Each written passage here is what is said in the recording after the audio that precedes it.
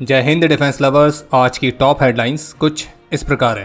Pakistani official ने ही confirm किया कि भारत की स्ट्राइक में तबाह हुए हैं पाकिस्तान के एवॉक्स एयरक्राफ्ट। भारत के ब्रह्मोस ने टारगेट किया पाकिस्तान के चाइनीज विंगलुंग 2 एयरक्राफ्ट के हैंगर को।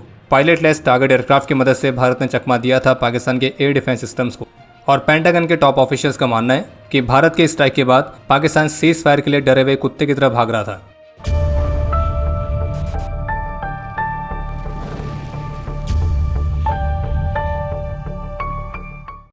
आज का ये एपिसोड शुरू करने से पहले हम अपने उन सभी वीरों को श्रद्धांजलि अर्पित करते हैं जिन्होंने ऑपरेशन सिंदूर के दौरान अपने अदम्य साहस और वीरता का परिचय देते हुए अपना सर्वोच्च बलिदान दिया। और हमारे इन वीरों के नाम हैं सूबेदार मेजर पवन कुमार, लांस नायक दिनेश कुमार शर्मा, सार्जेंट सुरेंद्र कुमार मोगा, अग्निवीर मुरली नायक, राइफलमैन सुनील कुमार, सिपाही सचिन यादव, एयरमैन कमल कंबोज, सिपाही सूरज यादव, सिपाही अमित चौधरी, बीएसएफ के कांस्टेबल दीपक और बीएसएफ के एसआई मोहम्मद इम्तियाज। ये देश हमारे इन सभी वीरों के सर्वोच्च बलिदान के लिए सदा इनका ऋणी रहेगा। तो जैसे कि पहले के अपडेट्स में भी हमने बात करी थी कि भारत की जवाबी कार्रवाई में पाकिस्तानी एयरफोर्स के F-16 और JF-17 जैसे फाइटर्स के अलावा उनका एक एवॉक्स एयरक्राफ्ट भी डिस्ट्रॉय हुआ है।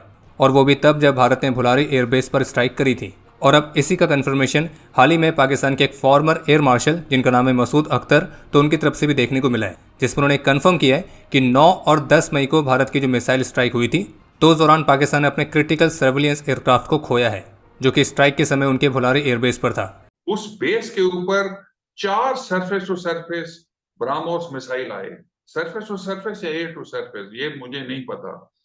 तो पायलट्स जो हैं वो पहले दौड़े कि वो अपने जहाजों को सिक्योर करें। अच्छा।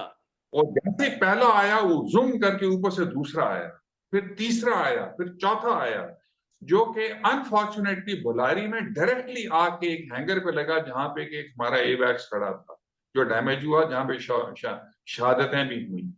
और पाकिस्तान के फॉर्मर एयर मार्शल का भी कहना है कि इस दौरान भारत की फोर्सेस ने एक के बाद एक 4 ब्रह्मोस मिसाइल्स फायर करी थी। हालांकि वो ब्रह्मोस सरफेस टू सरफेस वाली थी या फिर एयर टू सरफेस वाली थी तो उसका कंफर्मेशन उनके पास नहीं है। लेकिन जो पाकिस्तानी पायलट्स हैं वो अपने एयरक्राफ्ट को सिक्योर करने के लिए भागे थे, लेकिन भारत की मिसाइल्स लगातार आ रही थी और उनमें से चौथी मिसाइल ने भुलारी एयरबेस के हैंगर को हिट किया था जहाँ पे उनका एक एवॉक्स एयरक्राफ्ट था और उस स्ट्राइक में वो डैमेज हुआ है। और जबकि पाकिस्तान के जितने भी एयरबेसिस पर भारत ने प्रिसाइज स्ट्राइक्स करी हैं तो उसका undeniable evidence Bharat already satellite images के माध्यम से दे भी चुका है। और अब पाकिस्तान के प्रोपेगेंडा गेम के बीच पाकिस्तान के फॉर्मर ऑफिशियल्स ही पाकिस्तान के प्रोपेगेंडा को बस्ट कर दे रहे हैं। और बाकी पिछले ही अपडेट में हमने आपको बताया था कि भुलारी एयरबेस पर केवल एवॉक्स ही नहीं बल्कि पाकिस्तान का F-16 भी डिस्ट्रॉय हुआ है। इसके अलावा एक और जानकारी सामने आई है कि भारत की जवाबी कार्रवाई में भारतीय वायुसेना के जैगवार एयरक्राफ्ट भी इस्तेमाल हुए थे और उन जैगवार एयरक्राफ्ट से लॉन्च की गई rampage air launch ballistic missile ने पाकिस्तान एयरफोर्स के सुकूर बेस को टारगेट किया था, जहां पे चाइनीज ओरिजिन के विंगलुंग 2 UCAVs के हैंगर भी स्थापित किए गए। और रिपोर्ट्स के मुताबिक भारत की स्ट्राइक में इस विंगलुंग 2 का हैंगर भी डिस्ट्रॉय हुआ है। और संभावित रूप से अगर हैंगर डिस्ट्रॉय हुआ है तो ये चाइनीज UCAVs भी इस दौरान डैमेज हुए हैं। और भारत के प्रिसाइज स्ट्राइक्स को देखने के बाद अब ऐसी भी रिपोर्ट्स हैं कि जो पाकिस्तान है वो रावलपिंडी से अपने आर्मी जनरल हेडक्वार्टर्स को अब इस्लामाबाद में रीलोकेट करने पर विचार कर रहा है। और ये निर्णय भी खास तौर पर 10 मई को नूर खान एयरबेस पर भारतीय वायुसेना की प्रिसाइज स्ट्राइक के बाद लिया गया है। और इंटेलिजेंस सोर्सेस ने कंफर्म किया है कि पाकिस्तान द्वारा उनके आर्मी जनरल हेडक्वार्टर को इस्लामाबाद में शिफ्ट करने के जो निर्णय है तो वो सीधे तौर पर उनके सुरक्षा चिंताओं से जुड़ा हुआ है जो कि उनके मौजूदा GHQ लोकेशंस के आसपास की है। और इतना ही नहीं बल्कि इसके साथ पाकिस्तान के प्रधानमंत्री जनरल पाकिस्तान के army chief general Asim Munir का जो रेजिडेंस है तो उसे भी इसी के अकॉर्डिंगली मूव कराया जाएगा। और जबकि न्यूज़ 18 की रिपोर्ट के मुताबिक भारत के ड्रोन्स, भारत की मिसाइल्स, तो इन सभी की डीप पेनिट्रेशन स्किल्स को देखने के बाद जो रावलपिंडी है वो एक बड़े शॉक में है और अब वे अपने चाइनीज़ HQ-9 और LY-80 सिस्टम्स को भी शिफ्ट करने की योजना बना रहे हैं। हालांकि वो बात अलग है कि वो कहीं भी शिफ्ट कर लें, वो चाहे उसको पाताल लोक में भी डाल दें, अगर भारत को वहाँ पर स्ट्राइक करनी होगी तो भारत वहाँ पर कर देगा और पाकिस्तान की बस की बात नहीं है कि वो भारत को रोक सके। और बाकी नूर खान बेस पर जो प्रिसाइज स्ट्राइक की गई थी तो सोर्सेस के मुताबिक भारत और पाकिस्तान के इस कन्फ्रंटेशन में यही सबसे निर्णायक पल था, जिसके बाद पाकिस्तान ने भारत को अप्रोच किया था सीज फायर लागू करवाने के लिए। कल 15 मई को श्रीनगर में बादामी बाग कैंट एरिया को विजिट करने के बाद आज 16 मई को भारतीय रक्षा मंत्री श्री राजनाथ सिंह ने गुजरात में स्थित भुज एयरफोर्स स्टेशन को भी विजिट किया था। और जानकारी के लिए आपको बता दें कि जो भुज एयरबेस है तो उसने ऑपरेशन सिंदूर के दौरान ऑफेंसिव स्ट्राइक्स और एयर डिफेंस दोनों में बेहद ही महत्वपूर्ण भूमिका निभाई है। और भुज एयरबेस की विजिट को लेकर भारतीय रक्षा मंत्री श्री राजनाथ सिंह की जो पिक्चर सामने आई है, तो उसमें आप बैकग्राउंड में आप जैगवार एयरक्राफ्ट से लेकर पिचौरा सिस्टम्स को क्लियरली देख सकते हैं। और अगर आप भारत की लीडरशिप को अच्छी तरह से समझते हैं तो आप ये भी समझते होंगे कि जो इस तरह की पिक्चर्स पोस्ट की जाती हैं तो उसके पीछे एक संदेश भी जरूर होता है। जैसे कि प्रधानमंत्री श्री नरेंद्र मोदी ने जो आदमपुर एयरबेस को विजिट किया था, तो उसमें बैकग्राउंड में S-400 के साथ उनकी पिक्चर सामने आई थी। तो अब उसी तरह से रक्षा मंत्री श्री राजनाथ सिंह की जो आज पिक्चर सामने आई है भुज एयरबेस से, तो उसमें एक संदेश तो यह है जो पाकिस्तान के उस फेक प्रोपेगेंडा को बस्ट करता है, जैसे पाकिस्तान ने यह भी क्लेम किया था कि उसने भुज एयरबेस में भी कुछ महत्वपूर्ण इक्विपमेंट टारगेट किए हैं, लेकिन इस पिक्चर ने सब कुछ क्लियर कर दिया है। और जबकि एक संदेश ये भी है कि इस ऑपरेशन सिंदूर में बैकग्राउंड में आपको जो एसेट दिख रहे हैं, चाहे वो पिचौरा हो, जैगवार हो या फिर MR SAM हो, इन तीनों ने बेहद ही महत्वपूर्ण भूमिका निभाई है। और जैगवार की भूमिका के बारे में हम पहली हेडलाइन में ऑलरेडी बात कर चुके हैं। रही बात पिचौरा सिस्टम्स और MR SAM की, तो ये तो आप सभी जानते हैं कि इन्होंने भारत के एयर स्पेस को सुरक्षित रखने में अपना महत्वपूर्ण योगदान दिया है। और जानकारी के लिए आपको बता दें कि भारत के एयर डिफेंस सिस्टम ने 600 से अधिक पाकिस्तानी ड्रोन्स को न्यूट्रलाइज किया है। और जबकि भुज एयरबेस पर हमारे सभी वॉरियर्स को संबोधित करते हुए भारतीय रक्षा मंत्री श्री राजनाथ सिंह की तरफ से कुछ महत्वपूर्ण स्टेटमेंट्स भी दी गई हैं। जैसे कि ऑपरेशन सिंदूर को लेकर उन्होंने स्पष्ट रूप से कहा है कि ऑपरेशन सिंदूर अभी समाप्त नहीं हुआ है और जो कुछ भी हुआ है वो सिर्फ एक ट्रेलर मात्र था। जब सही समय आएगा तो हम पूरी पिक्चर भी दिखाएंगे। इसके साथ ही भारतीय रक्षा मंत्री श्री राजनाथ सिंह ने IMF को भी क्लियरली कहा है कि वो इस्लामाबाद को जो $1 बिलियन की सहायता दे रहे हैं तो उस पर फिर से विचार करें और भविष्य में भी पाकिस्तान को इस तरह का कोई भी सपोर्ट देने से दूर रहें, क्योंकि जो पाकिस्तान है वो सुअरों के संगठन जैश के प्रमुख मसूद अजहर जैसे को करीब 14 करोड़ रुपीस दे रहा है। और मसूद अजहर वो है जो कि UN की ग्लोबल टेररिस्ट की लिस्ट में शामिल है, लेकिन फिर भी जो पाकिस्तान है वो अपने नागरिकों से ही इकट्ठा किए गए टैक्स को इस तरह से स्पेंड कर रहा है। और जबकि पाकिस्तान की सरकार ने मुरीद के और बहावलपुर में लश्कर और जैश के जो आतंकी इंफ्रास्ट्रक्चर्स डिस्ट्रॉय हुए हैं तो उनको रीबिल्ड करने के लिए भी फाइनेंशियल असिस्टेंस देने की अनाउंसमेंट करी है। और इसलिए निश्चित रूप से IMF ने जो पाकिस्तान को $1 बिलियन की सहायता अप्रूव करी है तो उसका अधिकतर हिस्सा आतंकी इंफ्रास्ट्रक्चर्स को ही फंड करने के लिए इस्तेमाल किया जाने वाला है। और इसलिए भारतीय रक्षा मंत्री ने इस पर प्रश्न उठाया है कि क्या इसे IMF द्वारा आतंकियों के लिए एक इनडायरेक्ट फंडिंग की तरह कंसिडर नहीं किया जाएगा। और भारतीय रक्षा मंत्री ने स्पष्ट रूप से कहा है कि पाकिस्तान को दिए जाने वाली कोई भी वित्तीय सहायता आतंकवाद को फंड करने के जैसे ही है। और इसलिए भारत जो फंड IMF को देता है तो उसका इस्तेमाल ना तो डायरेक्टली और ना ही इनडायरेक्टली किसी भी तरह से पाकिस्तान या फिर किसी भी देश में आतंकी इंफ्रास्ट्रक्चर्स को क्रिएट करने के लिए इस्तेमाल नहीं होना चाहिए। बाकी भारतीय रक्षा मंत्री ने यह भी स्पष्ट किया कि किस तरह से मेड इन इंडिया मिसाइल्स ने पाकिस्तान को रात में भी बिल्कुल दिन का एहसास करा दिया है। और इसके साथ एक संदेश ये भी किया है कि भारत वेपन्स और प्लेटफॉर्म्स के मामले में अब दूसरे देशों के इम्पोर्ट पर ही निर्भर नहीं है, बल्कि अब मेड इन इंडिया इक्विपमेंट भी भारत की मिलिट्री पावर का हिस्सा है। और भारत में जो वेपन्स मैन्युफैक्चर हुए हैं तो वो पूरी तरह से अभेद्य हैं।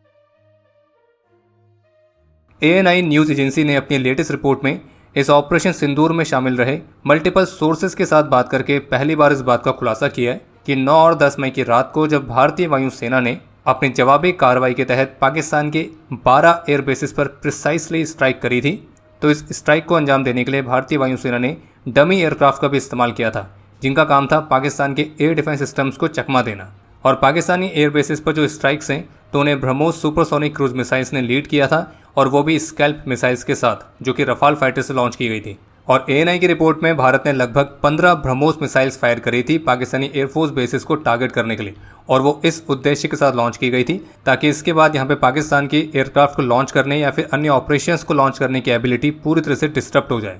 और इन एयर बेसिस पर स्ट्राइक्स करने की जो पूरी प्रोसेस है ये स्टार्ट हुई थी डमी पायलटलेस टारगेट एयरक्राफ्ट को भेजने के साथ, और जिनको भेजा ही इस उद्देश्य के साथ गया था ताकि दुश्मन के जो रडार्स है वो उन पायलटलेस टारगेट एयरक्राफ्ट को भारतीय वायुसेना के फाइटर जेट समझे। और जैसे कि योजना थी वैसा ही हुआ भी।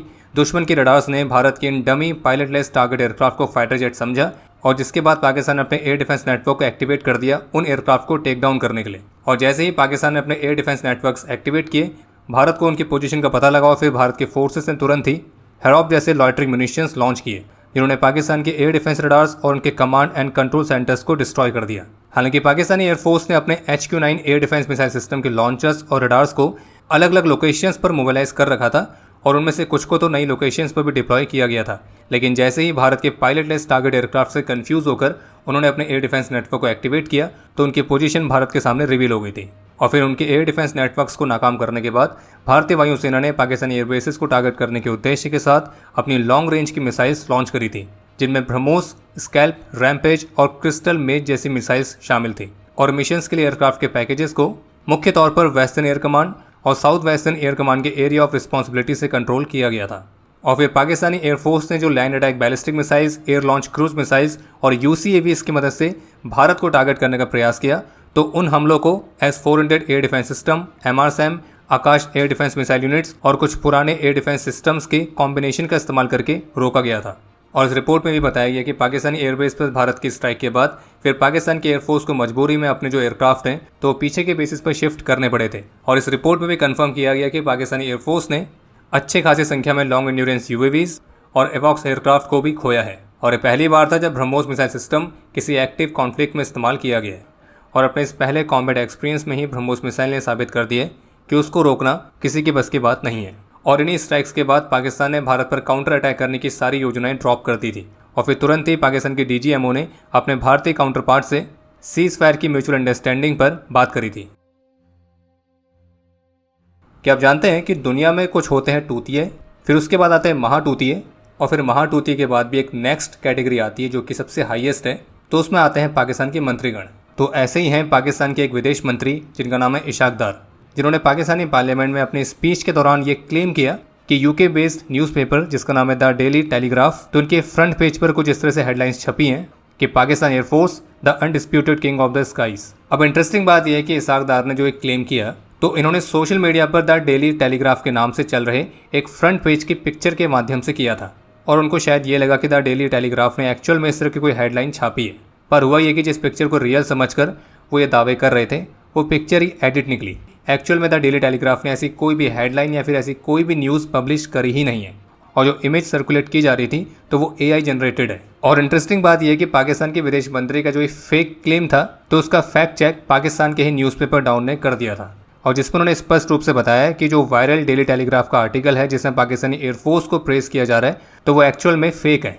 हालांकि वो बात अलग है कि अगर पाकिस्तान के मंत्रीगण ये क्लेम कर दे कि Pakistan air force is the centre of gravity, तो हम निश्चित रूप से उसको आंख बंद करके विश्वास कर लेते, क्योंकि पाकिस्तानी एयरफोर्स की जिस तरह की परफॉर्मेंस रही है तो वो आसमान में कम जमीन में ज़्यादा दिखी है। तो इसलिए आप कह सकते हैं कि Pakistan air force is the centre of gravity, not the undisputed king of the skies. एक और कमाल का अपडेट आपको देते हैं कि पेंटागन के एक फॉर्मर ऑफिशियल हैं जिनका नाम है माइकल रूबिन। तो भारत के ऑपरेशन को लेकर उनका ये कहना है कि भारत ने पाकिस्तान और पाकिस्तान ऑक्युपाइड जम्मू कश्मीर में प्रिसिशन के साथ आतंकी इंफ्रास्ट्रक्चर्स को टारगेट किया था। और जबकि ANI के साथ बातचीत में उन्होंने स्पष्ट रूप से कहा है कि उनके मुताबिक इस कॉन्फ्लिक्ट में जो भारत है वो डिप्लोमेटिकली और मिलिट्री दोनों ही तरह से जीता है। उनके मुताबिक भारत डिप्लोमेटिकली इस तरह से जीता है कि अब सभी का जो ध्यान है वो पाकिस्तान के आतंक की स्पॉन्सरशिप पर है। और रही बात मिलिट्री लेवल की, तो फॉर्मर पेंटागन ऑफिशियल का ये कहना है कि भारत के एक्शन के बाद जो पाकिस्तान है वो सीज फायर के लिए डरे हुए कुत्ते की तरह भाग रहा था।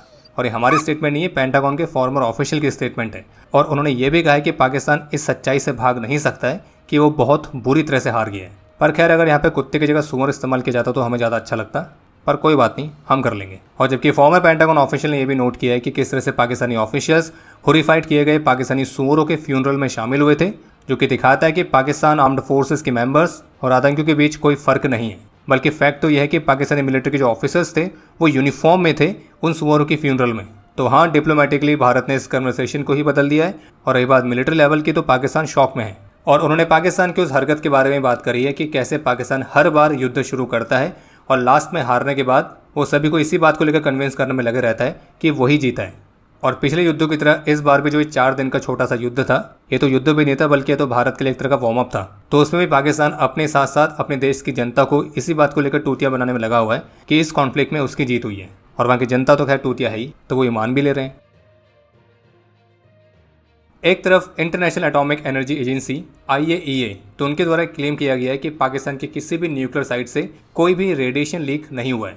हालांकि वो बात अलग है कि इन्हें पाकिस्तान में रेडिएशन लीक को चेक करने की जरूरत पड़ी क्यों, क्योंकि हमने थोड़े ना पाकिस्तान की न्यूक्लियर फैसिलिटीज़ को टारगेट किया है। पर खैर, IAEA की इसी जांच के बीच पाकिस्तान ने भारत पर ही आरोप लगाया है कि भारत में न्यूक्लियर ब्लैक मार्केट है और IAEA को आग्रह किया है कि वो इसकी जांच करे। और पाकिस्तान ने भारत में रेडियो एक्टिव मटेरियल्स की इलीगल ट्रैफिकिंग और चोरी को लेकर कुछ क्लेम किए हैं। और ये बहुत ही ऑब्वियस सी बात है कि पाकिस्तान की तरफ से IAEA को जो रिक्वेस्ट की गई है, ये भारतीय रक्षा मंत्री की उस स्टेटमेंट के बाद है जिसमें उन्होंने प्रश्न उठाए थे कि क्या पाकिस्तान जैसे रोग नेशन के हाथों में न्यूक्लियर वेपन्स सेफ हैं।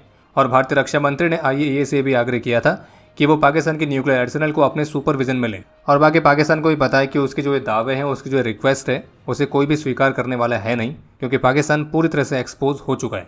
और बाकी यहाँ एक्सपोज से याद आया, पाकिस्तान के अलावा कुछ और भी देश हैं जो कि इस पूरे ऑपरेशन सिंदूर के दौरान एक्सपोज हुए हैं, जिनमें से एक देश तो वो है जिसकी मदद के लिए भारत ने 2023 में ऑपरेशन दोस्त लॉन्च किया था, जब वहाँ पे भारी भूकंप आया था। पर उस ऑपरेशन दोस्त के बदले में उस देश ने भारत के खिलाफ जाके पाकिस्तान को मिलिट्री इक्विपमेंट से लेस करना जरूरी समझा, ताकि पाकिस्तान उसे भारत के खिलाफ इस्तेमाल कर सके। और अभी तक तो आप समझ ही गए हम किसकी बात कर रहे हैं, हम बात कर रहे हैं टर्की की। तो इसलिए भारत ने टर्की के खिलाफ भी अपनी जरूरी कार्रवाई शुरू कर दी है, और जिसमें एक तरह से टर्की की जो बॉयकॉट मूवमेंट है वो स्टार्ट हो चुकी है, और हाल फिलहाल में कई सारे एक्शंस भी लिए गए हैं। और ट्रेड और टूरिज्म के माध्यम से भारत ने ट्रैक टू ऑफेंसिव या यूँ कहें ट्रैक टू डिप्लोमेसी भारत के खिलाफ लॉन्च करी है। ट्रैक टू डिप्लोमेसी का मतलब होता है जब आम लोग, एक्सपर्ट्स और नॉन गवर्नमेंट प्लेयर्स कंट्रीज़ के बीच के रिलेशंस को अपने प्रयासों से इन्फ्लुएंस करने का प्रयास करते हैं। और इसमें केवल टर्की नहीं बल्कि अजरबैजान का भी नंबर आने वाला है। और एक आम नागरिक होते हुए हम भी कुछ कर सकते हैं, और वो ये, अगर आप में से कोई टर्की या अजरबैजान का टूर करने की सोच रहा है तो उस टूर को कैंसिल करिए, और अगर आप नहीं कर रहे हैं, कोई आपके जानने वाला कर रहा है, तो उसको भी प्रोत्साहित करिए कि भाई कोई भी कंट्री चले जाए, लेकिन टर्की और अजरबैजान को छोड़ दें। बाकी अब समय है आज के इतिहास का। आज के दिन 2019 में जम्मू कश्मीर में एक ऑपरेशन के दौरान अपने अदम्य साहस और वीरता का परिचय देते हुए सिपाही रोहित कुमार यादव और सिपाही संदीप वीरगति को प्राप्त हुए थे। आज के दिन 1966 में मिजोरम में अपने अदम्य साहस और वीरता का परिचय देते हुए मेजर अशोक आनंद वीरगति को प्राप्त हुए थे, और इन्हें मरणोपरांत शौर्य चक्र से सम्मानित किया गया। आज के दिन 2006 में जम्मू कश्मीर में अपने अदम्य साहस और वीरता का परिचय देते हुए नायब सूबेदार राज बहादुर ने अपना सर्वोच्च बलिदान दिया था। और आपके लिए आज का प्रश्न है कि भारत के कौन कौन से फाइटर जेट्स न्यूक्लियर वेपन्स को भी डिलीवर करने में सक्षम है। और अब समय है आज के टॉप 3 कमेंट्स का, जो ये रहे आपकी स्क्रीन पर।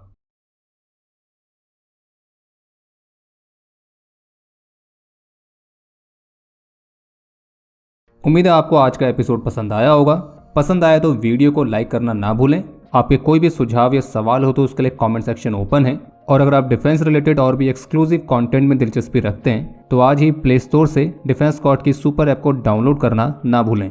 और अगर आप चैनल पर पहली बार आए हैं तो squadron.in पे जाके हमारे नए डिज़ाइंस को भी चेकआउट जरूर करें।